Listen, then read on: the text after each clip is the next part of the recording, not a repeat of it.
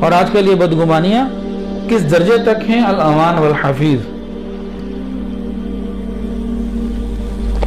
مدارس سے بدگمان کرنا، علماء حق سے بدگمان کرنا، یہ اس وقت باطل کی بھرپور محنت چل رہی ہے۔ جب عام آدمی جو عالم نہیں ہے یہ علماء سے اور مدرسے والوں سے بدگمان ہو جائے گا تو دین سیکھنے تو نہیں جائے گا، اس کا مطلب ہے بے دین، آگے نسلیں بے دین ہو جائیں گی۔ کہتے ہیں جی مدارس دہشت گردی سکھاتے ہیں، بھائی مدرسے کہاں ہیں؟ جنگلوں میں تو نہیں ہیں، شہروں کے اندر ہیں، دن میں 5 وقت نمازیں ہوتی ہیں، لوگ آتے ہیں نمازیں پڑھتے ہیں جاتے ہیں، اپنی آنکھوں سے سارا کچھ دیکھ رہے ہیں۔ کوئی بندہ آپ کو ایسا ملا جس نے کہا جی مدرسے میں یہ کام ہوتا ہو؟ بس وہ بدگمانی کی ہوا چلانی ہے کہ لوگ جب بدگمان ہو جائیں گے تو دین سے دور ہو جائیں گے۔ ایک آدمی کسی شیخ سے بیعت ہے یا ایک آدمی جو ہے وہ دین کے کسی کام میں لگا ہوا ہے، اب ہم کوئی شوشہ چھوڑ کے اس کی بنیاد ہلا دیں، ہوگا کیا؟ وہ دین سے دور ہو جائے گا۔ تو ہمیں اپنے دلوں پہ محنت کرنی ہے، کیوں ہم اتنے جلدی بدگمان ہو جاتے ہیں؟ کیا ہم سے قیامت کے دن پوچھا جائے گا دوسرے کے بارے میں؟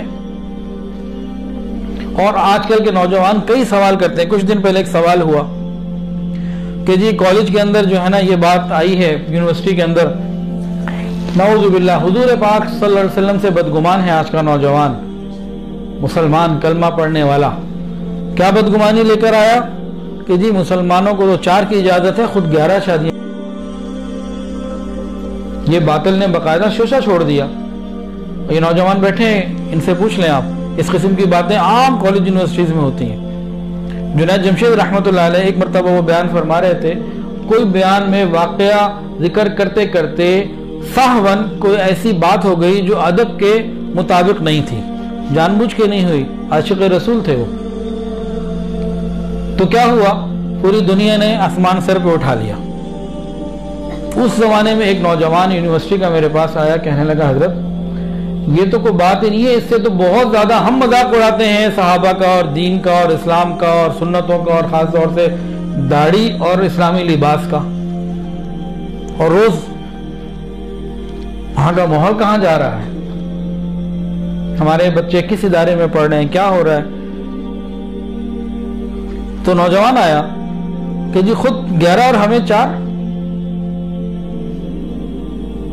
اب یہ کسی عالم کے پاس، صحیح بندے کے پاس جائے بات کرے تو وہ سمجھا دیں گے، لیکن علماء سے کر دیا بدگمان، مسئلہ پوچھنے کس سے جائے گا؟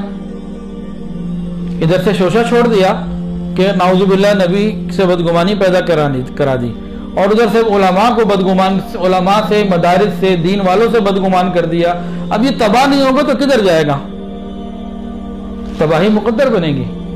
اب کسی عالم کے پاس چلا، حضرت جی کے پاس بھی ایک مرتبہ ایسے ہی واقعہ پیش آیا، تو حضرت نے اس کے اوپر خوب جو ہے نا وہ سیدھا کیا۔ انہوں نے کہا، حضرت جی نے فرمایا کہ دیکھو نبی علیہ الصلوۃ والسلام نے جب پہلی شادی کی تھی آپ کی عمر کتنی تھی؟ 25 سال۔ کس سے کی تھی؟ جن کی عمر 40 سال تھی اور پہلے سے 2 مرتبہ وہ بیوہ ہو چکی تھی، 2 خاوندوں سے پہلے وہ بیوہ ہو چکی تھی۔ کفار مکہ تو آ کے کہتے تھے کس لڑکی پہ ہاتھ رکھتے ہیں، کتنی دولت چاہیے، ہم دیتے ہیں آپ کو۔ اگر خواہشات کی کوئی بات ہوتی تو معاملہ اور تھا، لیکن آپ کے سامنے ہے کہ پہلی شادی ہوئی 25 سال کی عمر میں، دوسری شادی ہو رہی ہے ان کی وفات کے بعد جب نبی علیہ السلام کی اپنی عمر 53 سال تھی۔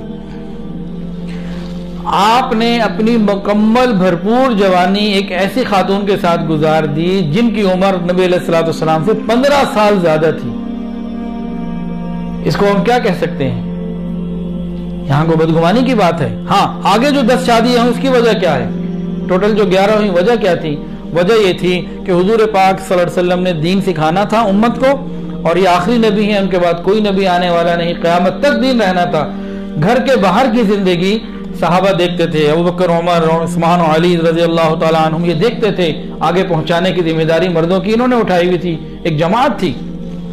گھر کے اندر کی زندگی، میاں بیوی کے معاملات، گھر کے اندر کے معاملات، جو خان کی زندگی تھی، وہاں تو یہ لوگ ساتھ نہیں ہوتے تھے نا، وہاں تو بیوی ہوتی تھی.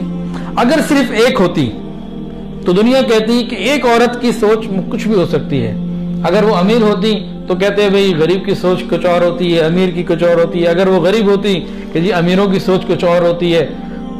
بوڑھی ہوتی تو بھئی بوڑھی ہو، جوان ہے. جوان ہوتی تو جوانی کے اندر یہ نہیں ہوتا، تحمل نہیں ہوتا، کچھ بھی بندہ بات کر سکتا تھا. اللہ رب العزت نے نبی علیہ السلام کے لیے جو اتنی شادیوں کا انتظام کروایا، کوئی بادشاہوں کی بیٹی ہے، کوئی سرداروں کی بیٹی ہے، کوئی غریب ہے، ایک مکمل جماعت تیار ہو گئی کہ نبی علیہ السلام کی گھر کی زندگی امت کو پہنچائی. میں اور اب کیا ہے، اپنی بیوی کو تقریباً ہم سب یہ کہتے ہیں دیکھو یہ میری اور تمہاری بات ہے، خبردار جو کمرے کے دروازے سے باہر گئی. جتنے شادی شدہ لوگ ہیں ایسا ہوتا ہے کہ نہیں ہوتا؟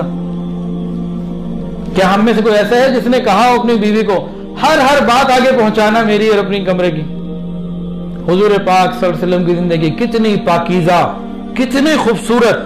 بیویوں کی ڈیوٹی لگائی کہ جو کچھ تم دیکھو وہ آگے بتاؤ. قیامت تک کے لیے دین جانا تھا تو اللہ نے ایک جماعت تیار کر دی کہ سب کی بات پھر آگے پہنچے، کوئی انگلی نہ اٹھا سکے. ایک آدمی کی بات ایک آدمی کی ہوتی ہے، جماعت ہوتی ہے. اب یہ نوجوان جس کے دل میں بدگمانی ڈال دی اور آگے مدارس سے اور علماء سے بھی بدگمان کر دیا، نبی سے بھی بدگمان کر دیا، تو ہوا کیا؟ یہ دین سے دور ہو گیا. پوری محنت چل رہی ہے کہ اللہ والوں سے، علماء سے. کل رات کو مجھے کسی نے کلپ بھیجا ہے مولانا طارق جمیل صاحب کا، کہنے لگے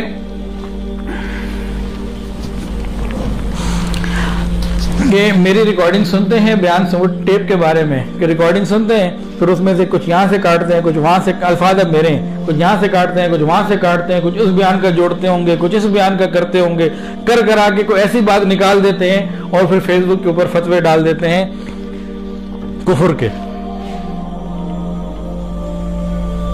الفاظ اب میرے ہیں، بات میں نے ان کی کا مفہوم بتا رہا ہوں کہ جی یہ سب کچھ ہو رہا ہے. تو کہنے لگے کہ یہ بہتان ہوتا ہے، باقی ہم تو صرف خاموش ہوتے ہیں. تو علماء سے بدگمان کرنے کے لیے پوری محنت چل رہی ہے.